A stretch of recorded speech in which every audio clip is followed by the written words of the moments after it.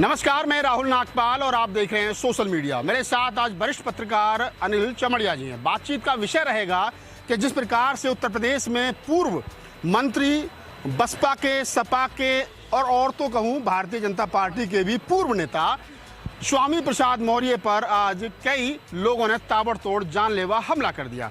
हमला करने वालों में ब्राह्मणों से लेकर के ओबीसी तक शामिल हैं। एक यादव है, एक ब्राह्मण है। अनिल चमड़िया जी सीनियर पत्रकार हैं। उनके दृष्टिकोण में पीडीए की परिभाषा क्या है? क्या पीडीए में जो ए है जिसको हम अल्पसंख्यक कह रहे हैं, डी है जिसको हम दलित कह रहे हैं और जिसको हम पिछड़ा कह रहे हैं, जिसको बैकवर्ड कह रहे हैं, बैकवर्ड इस देश में जो मनुवाद की या मैं कहूँगा जो सवर्णों की रीढ़ की हड्डी बना हुआ है वो कब तक बना रहेगा? बाबा साहब डॉक्टर अम्बेडकर की कोटेशन है। बाबा साहब ने कहा था कि अगर ओबीसी हमारे साथ मिल जाएगा तो ऊपर के 15% को कंट्रोल कर लेगा और अगर ऊपर के साथ मिलेगा तो फिर हमें खदेड़ देगा। चमड़िया साहब कैसे देखते हैं स्वामी प्रसाद साहब की पिटाई? देखिए, स्वामी प्रसाद मौर्य के बारे में जितना मैं जानता हूँ, एक तो आपने उनकी राजनीतिक जो यात्रा है उसके बारे में बता दिया जी। मैं ये समझता हूँ कि देश में जब तक वैचारिक स्तर पे कोई बदलाव नहीं आएगा, आप जो बात कर रहे हैं वो चुनावी बातचीत है। कभी कोई कहीं चला गया, कभी कोई कहीं चला गया, लेकिन आप ये देखिए कि कोई विचारधारात्मक यानी वैचारिक जागरूकता जो है वो पैदा करने और वो उसको विस्तार देने की लड़ाई कोई नहीं लड़ रहा है, कोई संघर्ष नहीं कर रहा है। स्वामी प्रसाद मौर्य का भी जब जहां मन होता है चले जाते हैं। क्यों चले जाते हैं?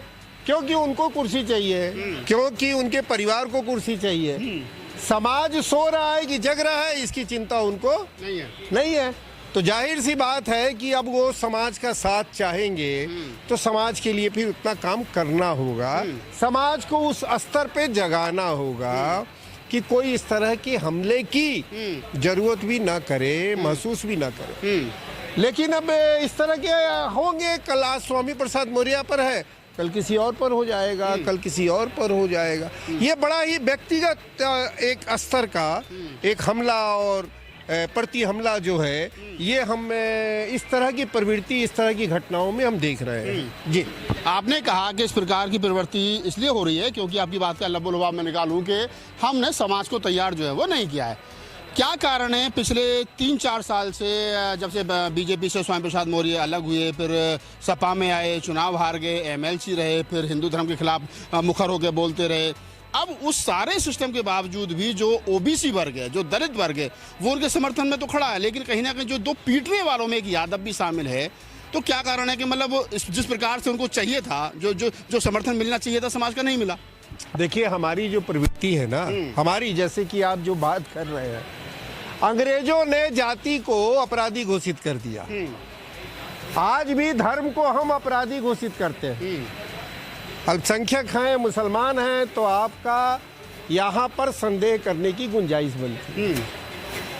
आप जानते हैं कि कई नोटिफाइड कास्ट हैं जिनको आज भी अपराधी की तरह देखते हैं लोग। कोई भी भारत में बता दी जाती जिनके बारे में कोई ऐसी कहावत ना हो कि जो समाज के लिए उनको अच्छा नहीं माना जाता। तो यहाँ प्रवृत्ति है आपकी और हमारी कि हम जाति को, धर्म को, इलाके को भी हम अपराधी घोषित कर देते हैं। अब आप बताइए कि कोई लड़का यादव सरनेम लगाता है तो आप कह दीजिएगा कि पूरे यादव जाति के लोगों का समर्थन है उसको। मैंने पहले कहा बातचीत में कि ये व्यक्तिगत स्तर पर ये व्यक्तिगत लड़ाइयाँ सब बहुत होंगी। अभी तो एक नहीं हुई है। मैंने कहा आज हम देख रहे हैं स्वामी प्रसाद मौर्य, या इससे पहले भी कई घटनाएं देख चुके होंगे। आप जब सवाल जब कर रहे हैं तो एक व्यक्ति के हमले की को एक जाति के रूप में प्रस्तुत करने की कोशिश करें, ये उचित नहीं है। मैं उसको नहीं स्वीकार करता कि जातिगत कोई हमला है इस तरह से। लेकिन जो आप करेंगे जातिगत हमला, मैं भी उसको स्वीकार करता हूँ कि कोई जाति बुरी नहीं होती, कोई जाति अच्छी नहीं होती, लेकिन फिर भी कहीं ना कहीं जिस प्रकार से समाजवादी पार्टी पीडीए का नारा वो लगा रही है और समाजवादी पार्टी के स्वामी प्रसाद मौर्य नेता रहे हैं और वर्तमान में वो पीडीए का बड़ा हिस्सा भी है, तो पीडीए के लोग ही उन पर हमला कर रहे हैं। तो पीडीए के महापुरुषों की जो परिकल्पना है उसको समझ नहीं पा रहा है। देखिए, पीडीए क्या है? एक राजनीतिक पार्टियां अपने चुनाव के लिए उनकी एक फॉर्मुलेशन तैयार करती है। आज पीडीए है, कल सीडीए हो जाएगा, डीडीए हो जाएगा। कुछ राजनीति, आप मानते हैं राजनीतिक जुमला है? राजनीतिक जुमला तो ये चुनावी है। मैंने तो पहले कहा राजनीतिक जुमला क्या होता है, ये चुनावी फॉर्मुलेशन है। इस देश के अंदर बाबा जो हैं, जो जिनका काम धर्म की बात करना है, कथा बाचना है, धर्म का ज्ञान लोगों को देना है, वो भी आजकल उनकी भाषा जो है वो ज़्यादातर जातिगत आधार पर लोगों को चिन्हित करके, महिलाओं को चिन्हित करके उसी प्रकार की हो रही है। तो सब जगह कब नहीं हुआ है बताइए आप, कब नहीं हुआ है? कोई नई बात आप बताइए कि कोई नई बात हो रही है। कोई नई बात हो रही हो तो बताइए। आपकी इस सभा में जितनी भी यहाँ सभाएं चल रही हैं आज 7 अगस्त को, आप एक भी महिला बताइए कहाँ बैठी हुई है मंच पर, बाहर कहाँ है? नहीं, लोग तो कह रहे हैं ना, कह रहे हैं संविधान बराबरी का जो है दर्जा दे रहा है, सब कुछ कर रहा है सरकार की। जो संविधान में है, समाज की स्थिति पे बात कीजिए ना। समाज में क्या स्थिति है? संविधान में तो जो लिखा हुआ है सो लिखा हुआ है, उसको बांचने का काम थोड़ी हमको करना है। उससे तो हमको समाज बनाना था ना, और समाज उससे बनाना है।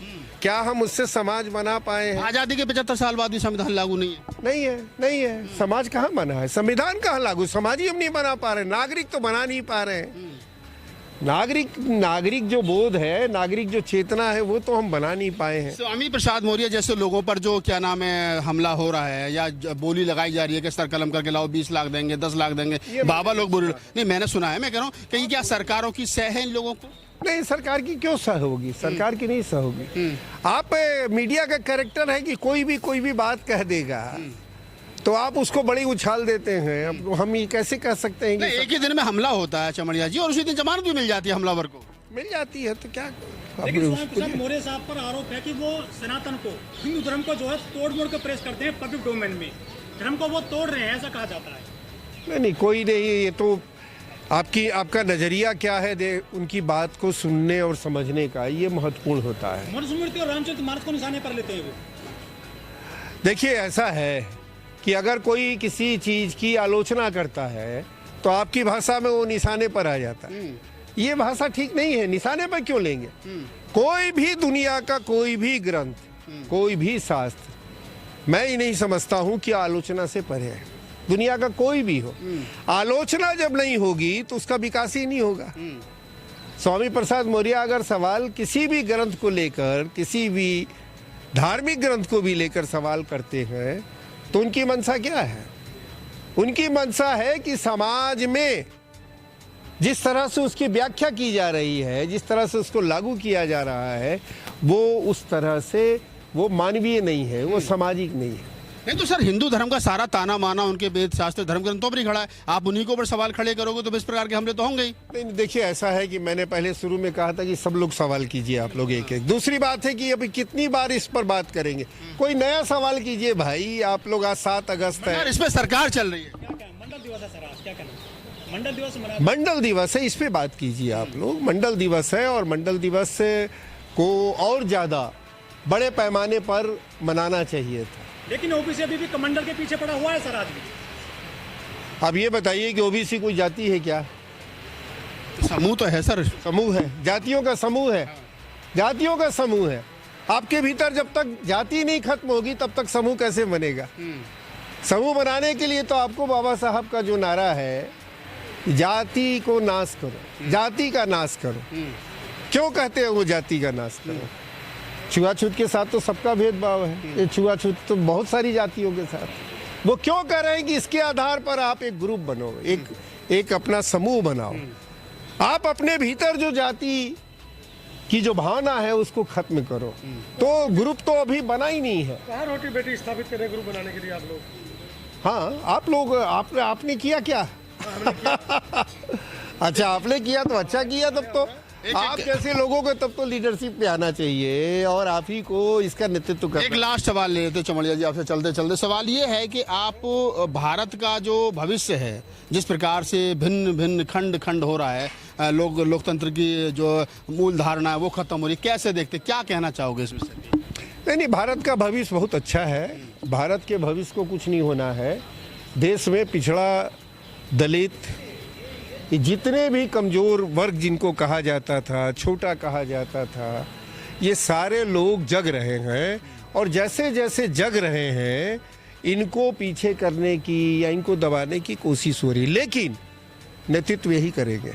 आने वाले समय में यही नेतृत्व करेंगे देश का, चाहे आप जितनी संभव कोशिशों कर लीजिए। आप वोटर लिस्ट से नाम हटा दीजिए, आप उनको नौकरियों से हटा दीजिए, वंचित कर लीजिए, NFS कर दीजिए, लेकिन ये लोग अब रुकने वाले नहीं हैं। इनके हाथ में ही नेतृत्व आएगा और इनको आपको लीडरशिप देनी पड़ेगी।